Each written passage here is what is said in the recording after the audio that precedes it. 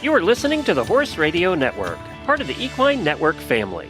What a beautiful day for horses in the morning. You are listening to the #1 horse podcast in the world. Here's your entertaining look at the horse world and the people in it.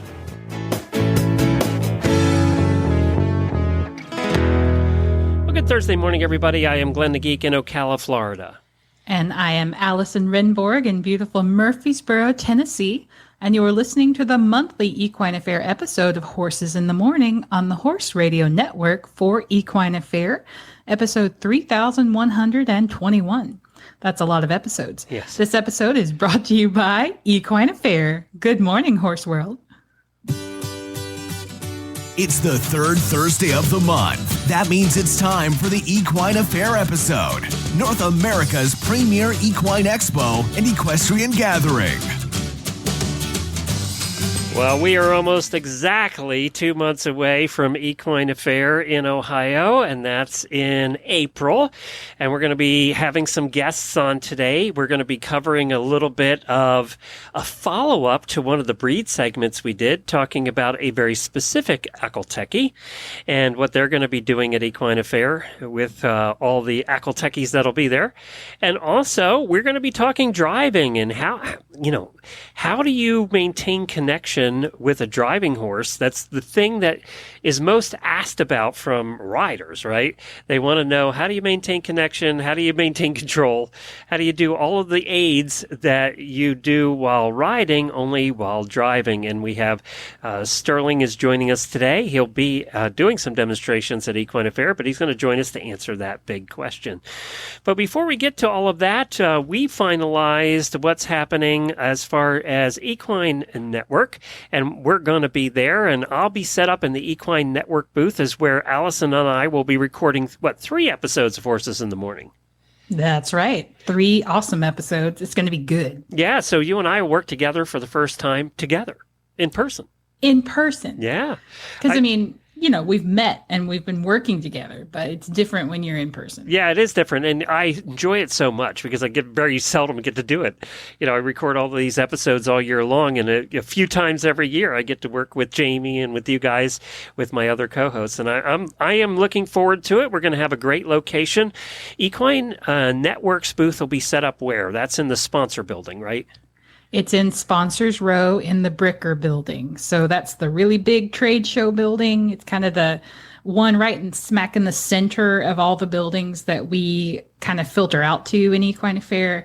It's where there's food just outside. I know that's important to you, Glenn. I want the food, yes. The food has to be close by, and the bathroom has to be even closer. So they're both right there. 2 requirements right there. Don't worry. So, yeah, Sponsors Row is right up close, snugged in behind the information booth for Equine Affaire. So you're kind of the first line of defense. Well, I think we have a big booth, so I don't think you can miss it. It's kind of a large booth.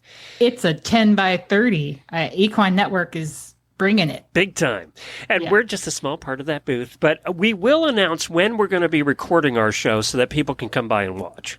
Yes. And I know we have fans and listeners that want to do that. We're also going to we have a couple of announcements here that we're going to make for the first time on this episode that I've been kind of holding off on, and I know you have one. So let's talk about yours first with the raffle.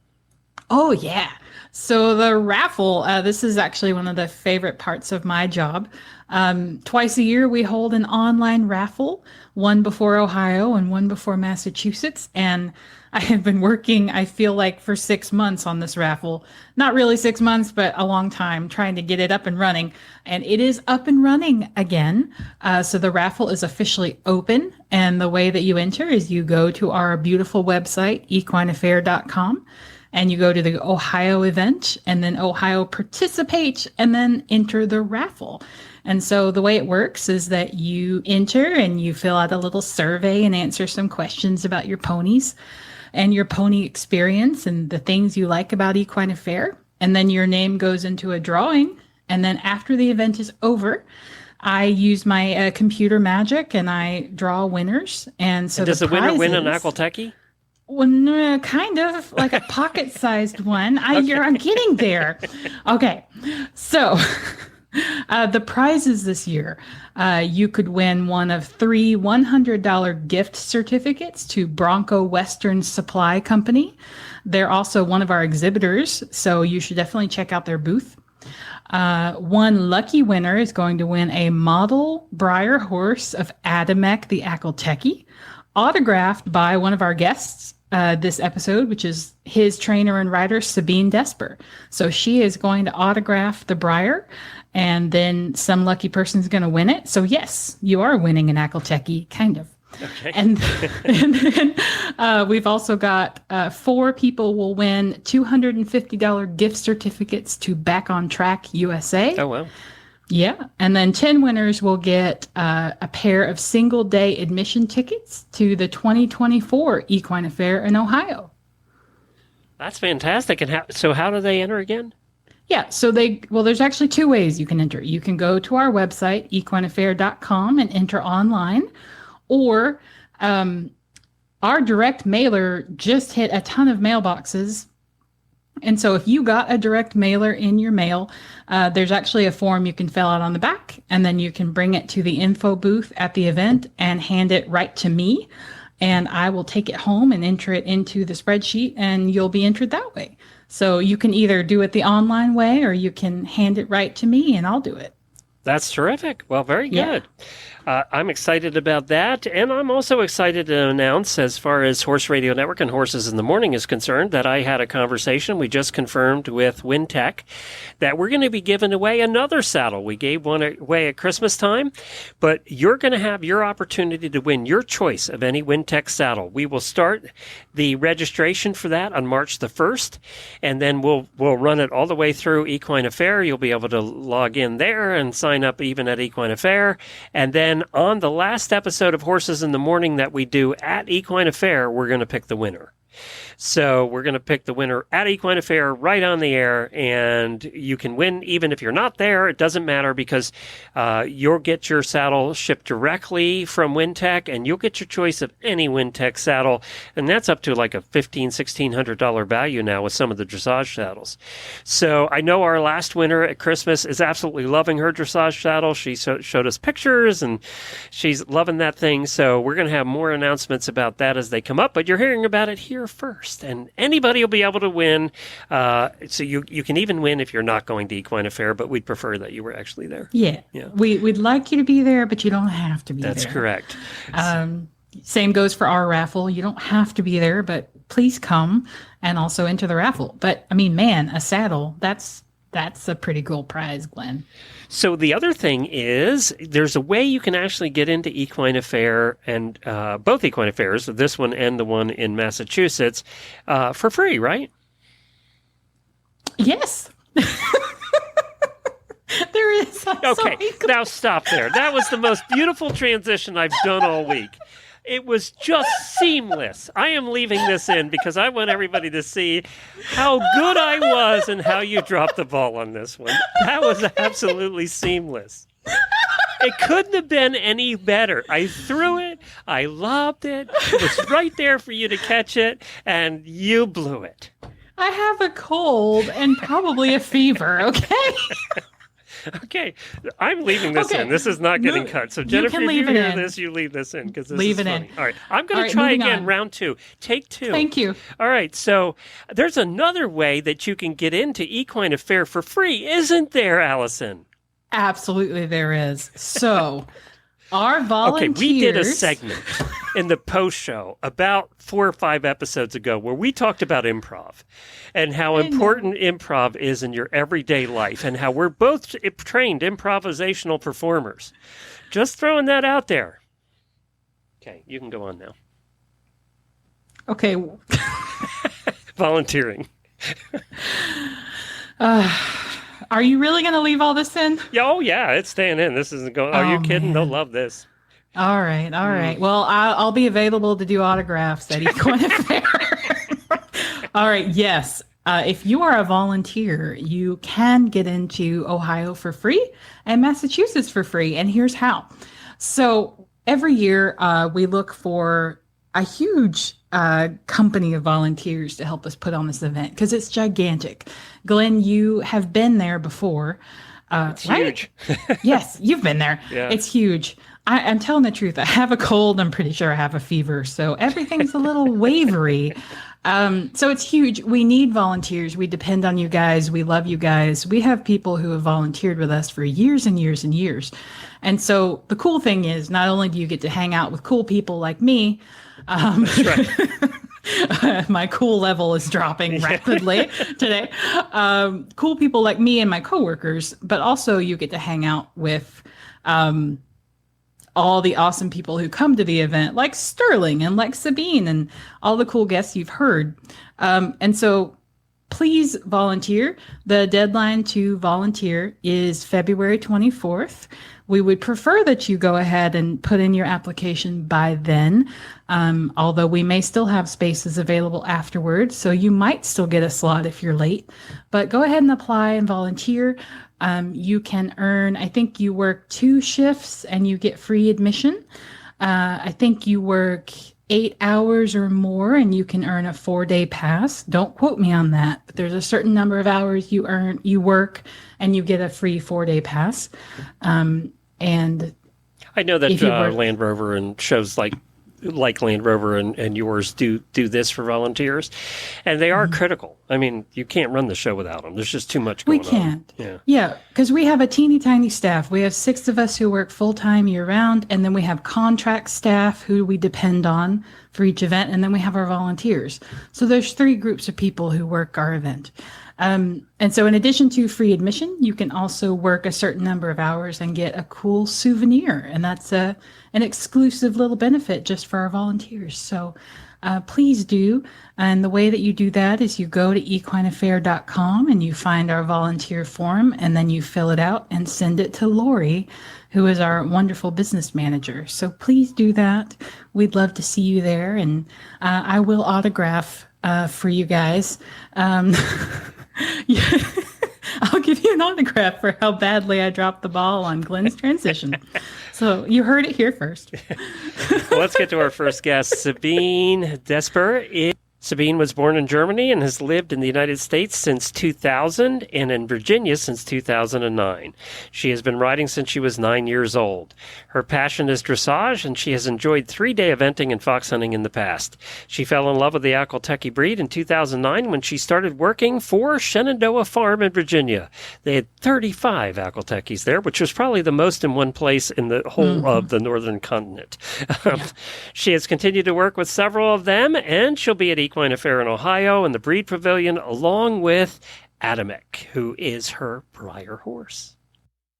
Well, I'm so excited today in this episode that we get to have a follow-up from the episode that we did a couple of weeks ago. We did a breed highlight on the Akhal-Tekes. And the Akhal-Tekes are going to be well represented with 6 or 8 of them at Equine Affaire in Ohio. I'm so excited to meet some of them. And we have Sabine Desper here with us, who has one that was made into a Breyer horse. Good morning. Thanks for joining us. Hello. Yes, it's an honor to be with you. So I'm excited to meet all the Akhal-Tekes, especially since we've been talking about them so much over the last couple of weeks. But you have one that's been made into a Breyer horse. Tell us about that horse. Yes, Adamek. Adamek is a coming 18-year-old Akhal-Teke stallion, and we were excited that he became the Breyer model in 2022, last year. Oh, wow. I've known Adamek since he was 4 years old, and we've been, I'd say, training together since he was 6 years old, and we've been competing generally in dressage and 3-day eventing over the last, many, many years, it seems. I can count on one hand the number of Akhal-Tekes that I have known that have been 3-day eventing personally. So is this a rare thing, or is it something they're really good at and I just don't know many of them? Well, I would say they are really good at it. They just come with very good gaits, so that's, very suitable for dressage. And most of that I've met, love to run, are really, really, really good over jumps, very athletic horses. And what I have seen are extremely good have extremely good recovery rates, very important in running and jumping and going at high speeds. So, of course, we haven't seen that many in any sports because they are the rare breed, and not that many numbers are just out there. But yes, we had extremely fun times at 3-day eventing just because Adamek especially enjoyed doing that.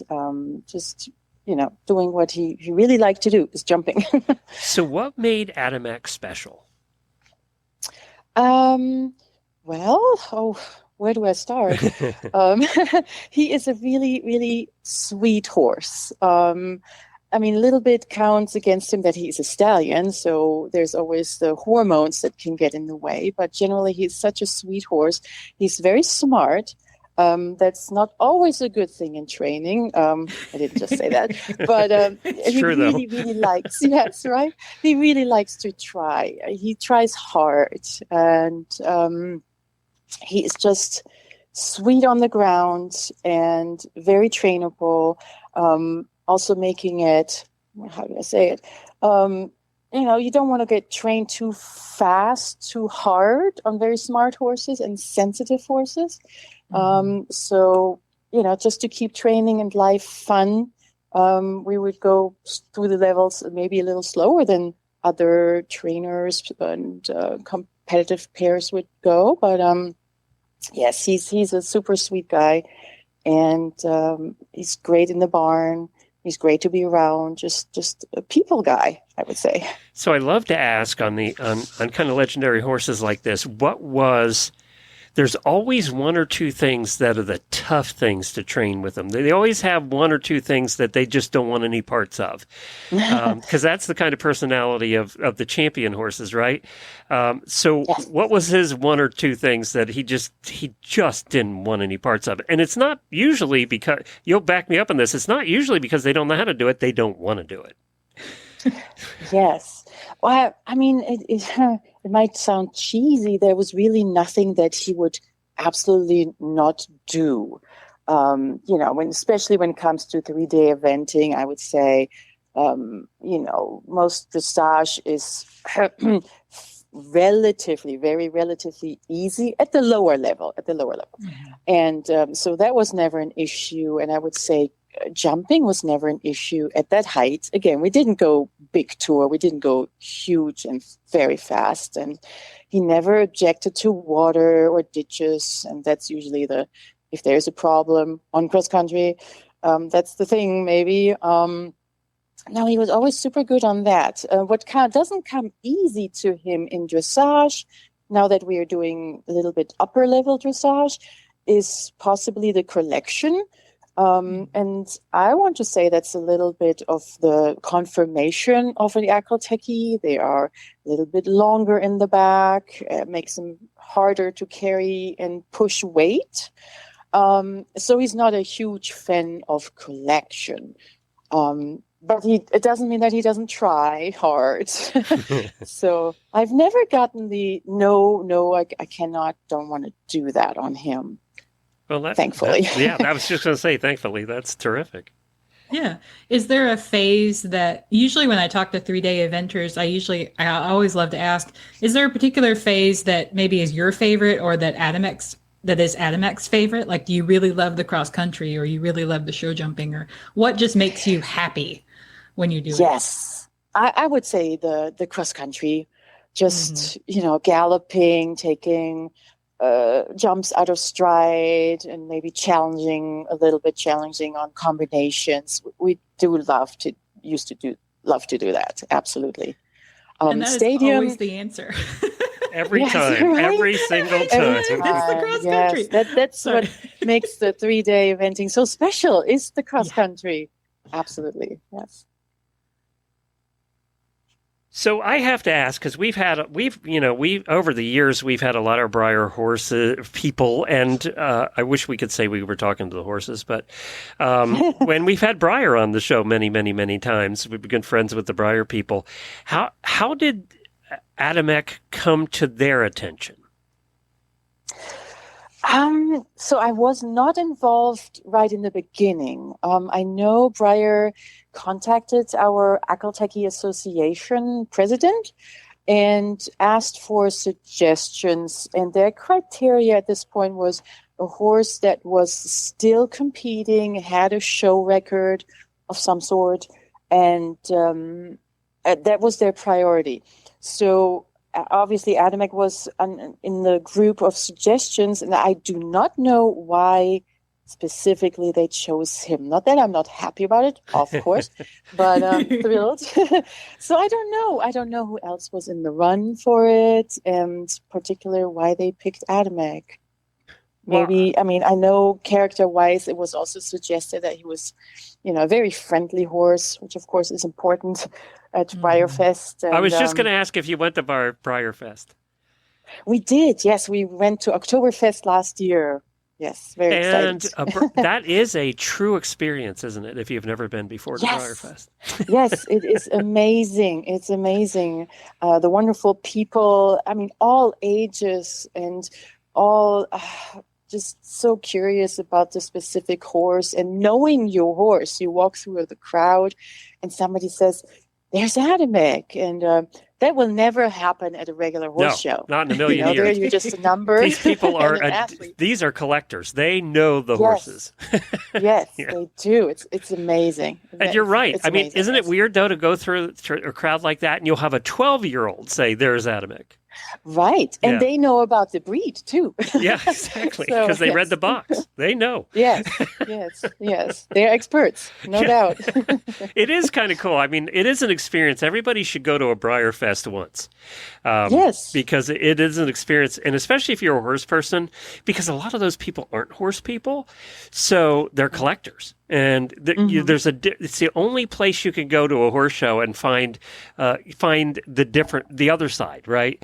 The side that are collectors that aren't necessarily horse people. So it's just a different experience and a lot of fun to watch. Yes, absolutely. Yes, and I'm excited to say that we are going back in this year in July. Yay. We'll be back at Breyerfest. Cool. Good for you. Yay. Yeah. Now you have a few other Akhal-Tekes too, right? Yes, less now that I used to work for a farm, Shenandoah Farms, that had 35 horses on the farm, purebred Akhal-Teke. So unfortunately, the owner passed away and the herd was dispersed. So now I actually only have 2 purebred Akhal-Tekes with me. So greatly reduced. And is Adamek a stud? Is he stallion? Yes, he is. So that's how you're keeping his legacy going? Yes. Well, I hope to breed more horses to him, but we'll see. We have a few scheduled this year, but yes, I definitely would like to continue his legacy in some way or another. Now, Allison, with the breeds that show up at Equine Affaire, do they do demonstrations and things too? Yeah. Yes. Mm-hmm. And what will you guys be doing? Do you know? Yes, so we do have 3 days, Thursday, Friday, and Saturday, of demonstrations in various rings, of course. And we have the breed booth with a breed stall right next to the booth. So we will try to have a horse next to our informational booth on all 4 days. Wow, that's pretty cool. And, they are stunning. They stand out. So, especially a crowd that has horses but has never seen an Akhal-Teke, they do stand out. I hope so. They do to me. They really do. I had the honor of meeting my first Akhal-Teke ever in Massachusetts last year at Equine Affaire. It wasn't Adamek, unfortunately, but he was an awesome horse. His name was Gerald. And just looking at him, it's so interesting to look at an Akhal-Teke alongside a quarter horse or alongside any of the other lighter breeds. They really do have a different look. They're just so, like you were talking about, they're longer. They definitely are longer. They're so sleek. It's really interesting. And I loved seeing that shine in person because, as a horse person, you grow up and you read about Akhal-Tekes and you read about the unique coat quality, but you and you see it in pictures. Like I'm looking at a picture of Adamek right now and I can see it. But in person, it's just such a different thing to actually see it with your own eyes. It's pretty cool. Yes, and it's very hard to describe because a lot of people think it's the color. And of course, you see it more on a Palomino or Cremello Perlino. But the actual chestnut, a bay, can have that extra, almost a top layer of shiny chrome to it. Yes, it's always, I think it's fascinating. Every now and then if the light hits them just right, it's mesmerizing to me still. Yeah. It's kind of like a freshly waxed antique car.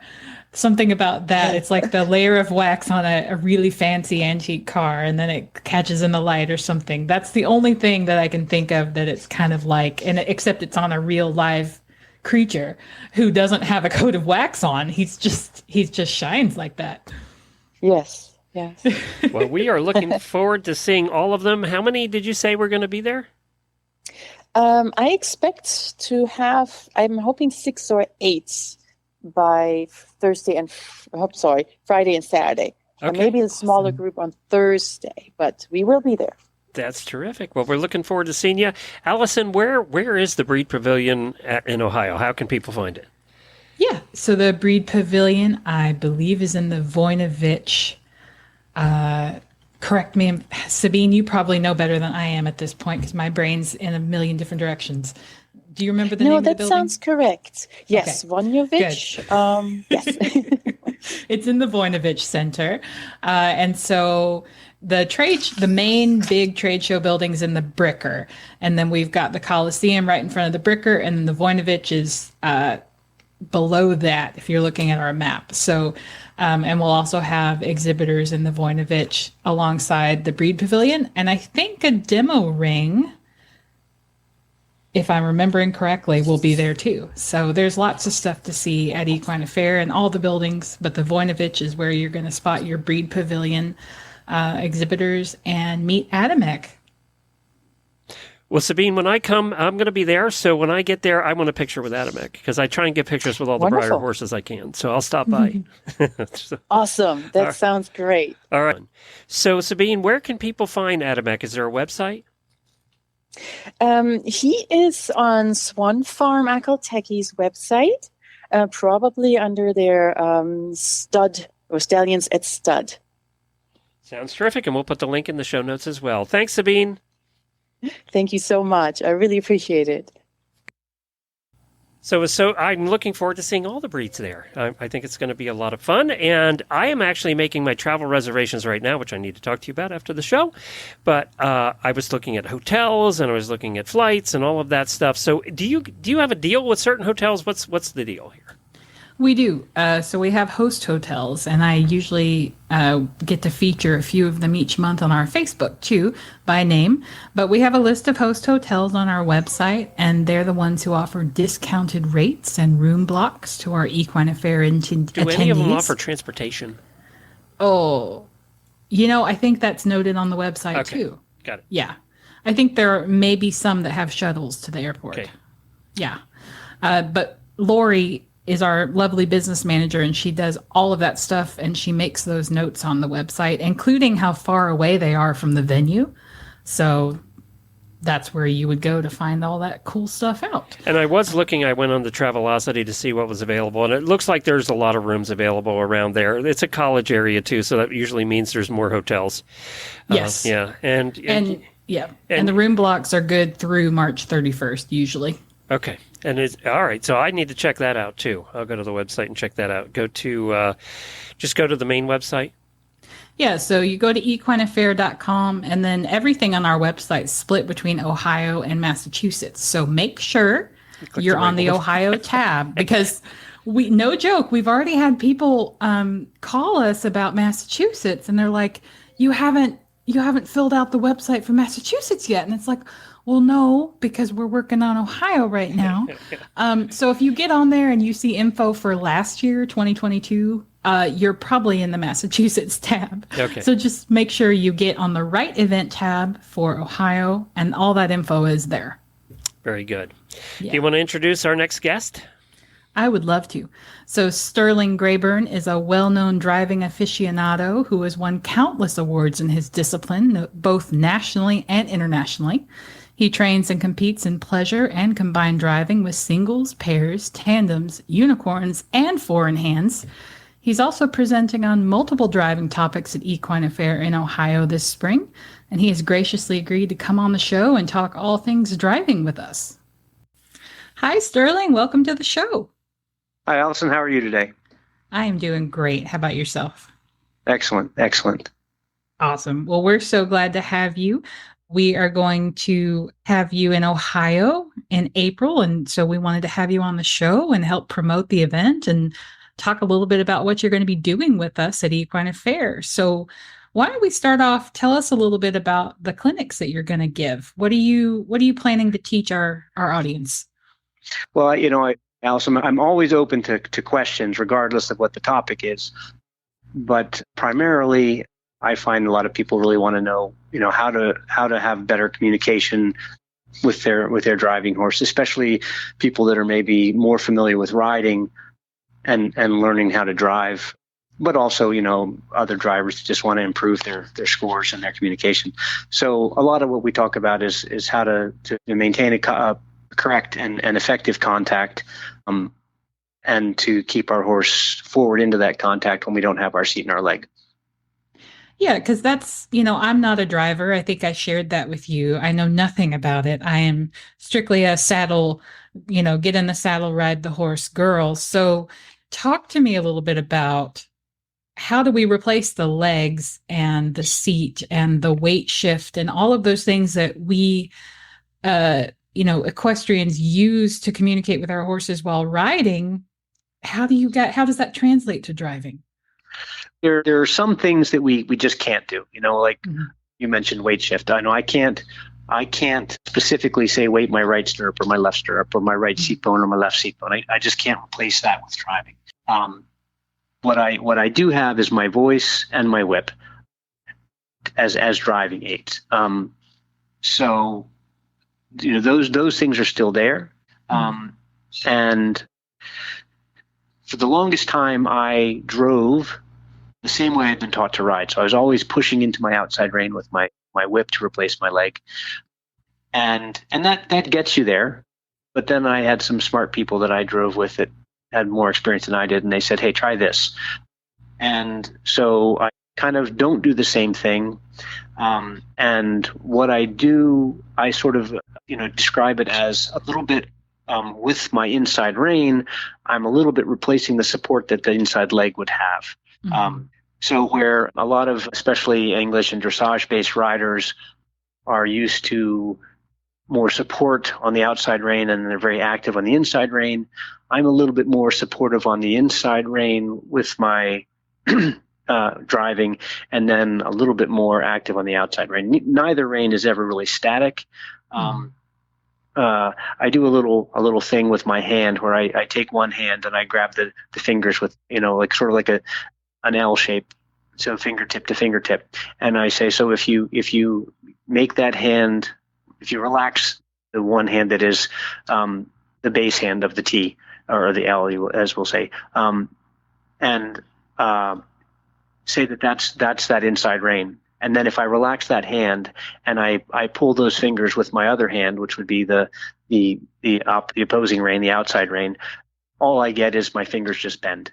And so I equate that to, if you don't support the inside rein enough when you're asking for that with your driving horse, all you do is turn their head to the outside, because there's no leg to hold it together. There's no leg to keep pushing that into that outside rein. So when you take on your outside rein, all you're getting is that just their head turned to the outside. But then if you support that inside rein and you say, okay, this is as much as I'm going to give back. First of all, you limit how far the horse can flex his body to the outside if you don't give that rein back. And especially with when you're driving a horse, if you have, you always have way more length of rein than you do when you're riding. And then also with the carriage, and it's a little different between a two-wheel carriage or a four-wheel carriage, but that horse also moves farther away from you and closer to you in ways that you don't have to accommodate when you're riding. you may have to accommodate a little bit of flexion and neck and things like that, but they don't physically get farther away from you or closer to you as they go into draft or come out of draft, or as they bend, towards you or away from you. So this also is a difference that we have to accommodate when we're driving versus riding. But if I sit you on the carriage and have you hold the reins evenly and just follow your horse, and I take your horse's head and flex it to the right or to the left, your hands, if you maintain even contact, are going to have to move forward. Yes. And maybe back. But if I don't shorten the one side, then you just have to move forward with the other side, if that makes sense. So where riding, I can do most of that without really moving my hands very far at all, because I'm not having to go around their body as they do that from where I'm sitting way behind them. Riding, I'm sitting, just a few feet, behind their head. So I don't have to accommodate all that bend and that length going around of curvature of the body. I have to maybe accommodate for some curvature from the neck to me, but not their whole body. Whereas if I'm driving, I've got to accommodate all that length of body and all that length beyond that to me in reins. So where, you might have 3 or 4 feet of reins when you're riding, and you've got, 12 or 14 feet of reins when you're driving. So that's a big difference that we have to accommodate for, and also in that contact. So if I'm, going on uneven ground, say, and I go up the hill, the horse comes closer to me because of the upgrade, but then they're going farther away from me because they're fully in draft and maybe, getting a little bit on the forehand. When we go down the hill, then they come closer to me because also the angle has changed and I'm getting closer to them. But then also the carriage is closer to them, especially if I don't use my brakes, because the carriage has physically rolled closer to them. I'm on the carriage, so I've gotten closer to my horse. So, it can be that, within the space of, a few, 10 feet, 2 strides, whatever, I might have to go from leaning forward a little bit to leaning back a little bit, or bringing my hands closer to my body or farther away from my body to accommodate that movement between the horse, or more specifically the horse's mouth, and my hand. So, and all of this going on, you also have use of the whip and your voice, right? So correct. We were talking about the fact in regular dressage and ridden dressage, you use your voice and they're kicking you out of the ring. Correct. So here, though, voice commands have always been, I grew up in Lancaster County, Pennsylvania. The Amish used mules and horses and draft horses and everything, and you hear them constantly talking to their plow horses. So how important is that when it comes to competition driving? It's imperative, and so I like to have a very, very precise vocabulary that I use with my horse, and I also, it's just like if you were riding, you want your horse responsive to the leg. You don't want your horse to be unresponsive to your voice. So you want your horse to, to basically, when you say go, you want your horse to go, and when you want your horse to slow and you say slow, that's what you expect to happen. I do some very specific things, so I have, a walk command, a trot command, maybe a lengthen command. Maybe I do something that I indicate for a collected trot. I personally do not do directional commands. And I'll come back to that. No yees and haws with. No, I don't do those, and I'll tell you why. For one, because if I were driving a 4, as you can remember, perhaps, if I said turn right, G, haw, whatever, to the 4 horses in front of me, and they all turned right at that moment, I would pile up on whatever. A wreck in the making. Right. So in particular, I don't do that. I know a lot of people feel that it helps them a lot, and with a single and a pair, I could sort of see how that might be helpful. I think it gets a little bit problematic when you start doing it with a 4, because then they could all turn at the same moment, and you don't want that. You want your leaders turning before your wheelers turn. But, I have one very specific thing that I do for obstacle driving, hazardous driving. If I kiss at my horses, that means run like you're on fire. And so I expect that when I kiss, they gallop as fast as they can. Now, if I'm trotting along doing a nice collected trot and I kiss at them, they might twitch a little bit before they actually did it to make sure I really meant it. But I teach a go command, and I teach a very specific whoa command. And that whoa command, when I say whoa, whatever you choose to use, I make that little brr sound. I expect that horse to understand that that means to stop right now. And maybe we do a little modified something like that that means slow down a little bit. But I never use the same command and then for two things and expect to get the one that I mean when I've used it for two different things. For example, if I wanted to slow down and I said easy and then I said halt and I wanted to halt and I said easy, I'm not going to expect my horse is going to know which time I mean whoa and which time I mean slow down. That's the same with your kids, right? I mean, it's kind of the same thing with little kids. In theory, yes. So say what you mean what you say. And we teach that by repetition. We don't go out there and start reefing on them if they don't do it. But every time I say whoa, I maintain a whoaing contact until I get the whoa. And then I teach, that the faster you do it, the sooner I release you and the more praise you get.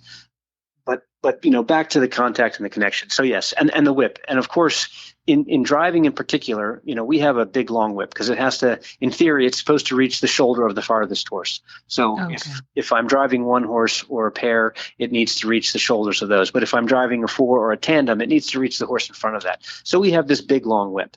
And it's really hard to use a whip is that long without somebody seeing you use it. And so, of course, in all equestrian sport, we have to be very careful about the perception of abuse. And so we have to have our horses also, not that we have to whack a horse to get it to listen, but that if we give them a little touch, they understand what that means and they respond to that. So if I want a little bit more bend out of my horse, I'm just going to touch him on the shoulder.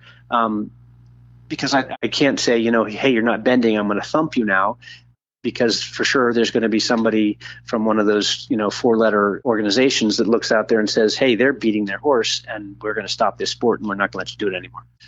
So we want our horses to be responsive to the aids. We don't ever want our aids to be dull. And so we don't want to use them inappropriately. We don't want to use them repetitively to the point of making them ineffective. One of my favorite things, and Glenn, you mentioned the same with children.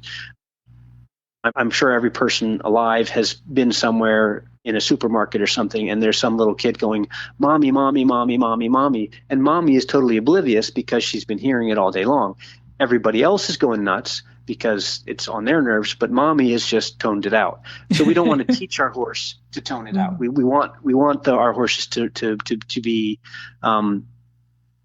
attentive to our aids because our aids are clear and concise and not repetitive, and we don't keep on asking for something that they're already doing and teach them to ignore us or to confuse them by asking for something that they're already doing. And I see people sometimes and they get it's like they're doing dance moves and it's 1, 2, 3 half halt, 1, 2, 3 half halt, 1, 2, 3 half halt, and so they do it no matter what. And then the horse is like, well, I don't know what you're asking for because you keep doing that. So I did what I thought you wanted. And then you kept on doing the same thing, so I'm guessing I'm doing the wrong thing because you're still asking for it. We have to make sure part of that clear and effective aid is that when they do what we want, we reward them in some way, whether it's verbal or softening or just being quiet with our hands. But then also that if they don't, yes, sure. If you're asking for something and they're not doing it, then you can repeat that command until they do it or until they do something. And that's part of the thing too. If the horse has some confusion, it certainly could be that we asked in the wrong way. But if they tried something, I'm going to have to say, thank you. That's not what I wanted, but thank you for trying and try this again. So that's important also. Clarity and fairness, above all fairness. If you ask for something and your horse tries and it doesn't do what you wanted, but it did something different than what it was doing, your horse is trying and you should reward the horse for trying, even if it wasn't the right thing. Oh, it's interesting. You said the mommy, mommy, mommy thing, and that made me think of Hackney ponies because they're kind of like, they're kind of like, always here, me, right? And I met Sterling because I actually drove my first 4. Well, let's drive as a loose term. I held the reins of a 4 with 4 of his Hackney ponies for the first time. And that's, I had a Hackney pony before that was a roadster champion out of Ohio that I didn't know how to drive, and I was probably dangerous driving it. But that's one of the reasons Scooter's very popular here on the show. It's one of the reasons I got Scooter is because I just fell in love with Hackney ponies when I was with you. So, that's been a whole lifetime of Hackney ponies now, it seems like. There are still 1 or 2 of that group around, actually. But are there? Yeah. Yeah. They're special little creatures. We just did a breed segment on Akhal-Tekes, but Hackney ponies, we'll have to do a breed segment on Hackney ponies sometimes because they are unique. They are, and there's they're what they actually are, and then what the perception of them is. And they're a little bit different, but they are a lot of fun. Well, the ones I've had are just smart as could be. The one I have now is the smartest horse I've ever had. Yeah, he is so smart, and that's bad in a way because they get away with, they want to get away with stuff. Yeah. But he's so smart. He learns something, and he never forgets it ever. So you always have to make sure you teach him the right thing. Exactly, because if you teach him the wrong thing, he's going to do it wrong forever. So, yeah, you're absolutely right about that. It's so funny. Well, you're going to be doing a bunch of demonstrations. Allison, do you want to go over that list again? Yeah. So Sterling, and correct me if I'm wrong on any of this, but I've got the schedule pulled up. You're doing 3 clinics for us. Looks like let's get to the first one here. Looks like on Saturday, you're doing one about navigating a combined driving marathon, how to choose and execute your route. And then on Sunday, smooth as fast, using better techniques in obstacle driving. And then, of course, the one that we just talked a lot about, which is about improving contact and connection and creating that better communication between horse and driver. Of those 3, which one are you looking forward to talking about the most? Oh, I enjoy all of those, actually, because for me, it's doing something like Equine Affaire or the clinics that I teach. It's all about helping other people enjoy the sport that I love more than they may already. Yeah. And in an Equine Affaire environment, exposing people to something that maybe they've never seen before or didn't have any idea about. So that's what I enjoy, and helping people. Maybe there's a communication problem or there's an execution problem that I can help them with that then makes everything work better between them and their horse, that partnership to it. And a little bit on that, the first one you mentioned, the navigating the hazards, there's a little bit of that can kind of shift either way. Because in the sport of combined driving, we have a person who we actually call a navigator. And that's more focused on kind of choosing the routes and planning the routes, not specifically navigating, although given the opportunity, I'm more than happy to focus on the navigators themselves as well, because that's such an important part of the sport. In German, the name for that person is Beifahrer, which is co-driver. Yeah. So anyway, I never knew that. Yeah. Huh. That's so, and I kind of want to do a little throwback to Massachusetts last year. You did an amazing combined driving demo during Fantasia. There were 3 of you doing a race through an obstacle course, and I was, of course, watching the horses, watching the drivers, but then the navigators. I mean, that's got to be such a cool, fun job, but also kind of crazy. Like you're just swinging back and forth depending on the turns. Like, what a cool job. Yeah, timing is important. And, I tell people often, you don't just want to grab one of your golf buddies and throw them on the back of your carriage and then do what I did there in the ring. Because chances are it's going to end up badly for all of you. But it is a lot of fun. And Allison, it's funny, years and years ago, the U.S. hosted the World Pairs Championships in 1993. And there were 3 girls from Florida that went up there, and they all came home and decided they were going to buy horses and carriages and start driving. One of them, though, the only real reason that she did that was because she wanted to navigate. So she did drive and she competed, but she was much more happy to have somebody else take her horse and her equipment and go navigate because she could ride with them on the back of the carriage. That sounds like something I would do. Like, here, you drive, I just want to be on the back and like do the timing. Yeah, but I'll tell you what, the navigating ain't easy because those obstacles, they have so many gates and so many things. I would just get us lost the entire time. So many years ago, I was getting ready for my first world championship as a driver, and Chester Weber was going to be our coach that year, and he was going to be the coach, so we wanted all of us to be performing at our best. And he said, what you need is a navigator that pretty much can do the job, at least maybe not as good as you can, but nearly as good as you can. And he said, I'd like to think that I can still drive a little bit better than my navigator, but he probably could do almost as good a job as I can. And that's sort of indicative of how important that person that's standing there behind you, helping you out, is for knowing how to do things, and then knowing how to react when things don't hit the fan or do hit the fan and aren't going quite the way they are. If we've got time, I'll tell you a very short story. Yeah, go ahead. I was in that same season, or maybe the year before, actually. I had a pickup navigator who had known very well, and he was a navigator. He wasn't just a golf buddy. And we lost a shoe on course, and it came off in a hazard, and it wrapped around the spokes on the front wheel of my carriage. Oh. And so we won the dressage, and we were in the next to last hazard, and we were winning hazards. They're going, I don't know them. Well, actually, I am. I know we're having fastest times in hazards because they're announcing it over the speakers. And all of a sudden, I hear this noise, and I think my carriage has just fallen apart. I'm done. Selection trial, and I'm done. And then I see this horseshoe go flying through the air, and I actually know what happened. I'm like, that was the shoe wrapped around some part of my carriage. I'm okay. But then I'm like, what country am I in? What state is this? I'm like, hey, Dave, what do I do next? And he said, keep going. And I'm like, yeah, where? He said, oh, go up, turn left. And so his computer kicked back in while mine was on reboot. And then we got back on course and we went. But it just like totally knocked me completely out of where we were and what we were doing.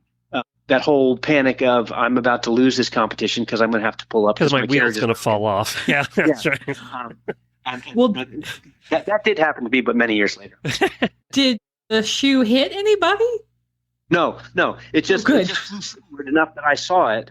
Okay. And then we get back and we finished we've cleared the vet and we're going back up, and I walk past the farrier and somebody walks up to him and hands him a shoe that has yellow paint on it. I said, oh, that would be mine. It was. And do you still have it? No, he put it back on. Yeah. I didn't keep it. Well, Sterling, we'll see you very soon. What's your website? It's teamsterlingdriving.com. And we'll see you in a couple of months over at Equine Affaire in Ohio. So, Glenn, I think there's some cool stuff coming up for Horse Radio Network at Equine Affaire, right? Yeah, not only will you be able to come over and, sit in and watch us record episodes of Horses in the Morning, but one of our terrific auditors who lives near there is organizing a meetup dinner that we're going to have one of the nights. We're going to be working out the details of that hopefully this week. So I'll have some announcements about that soon. Any auditors or listeners that are in the area, you can come out and we'll just have our own little get-together one of the nights of Equine Affaire, and I'll let you know which night that is. Awesome. That's going to be fun. You guys have like your own private little club, don't you? Yes, we do. We have our own little club and we meet up wherever we go. It's fun.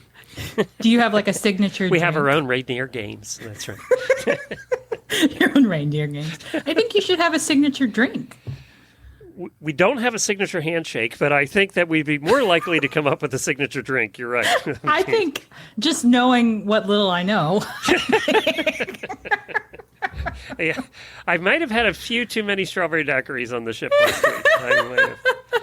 I save all my strawberry daiquiris for cruising because that seems like the kind of place you should have fruity drinks is on a cruise. Yeah. Well, and I think the Horse Radio Network drink could be called like the Scooter or something. That's right. Yes, and it would be fruity. There's no question about it. It would be a fruity drink. Yeah, it would have to have an umbrella and a little carriage wheel in it. Yep, I think that would be great. I love it.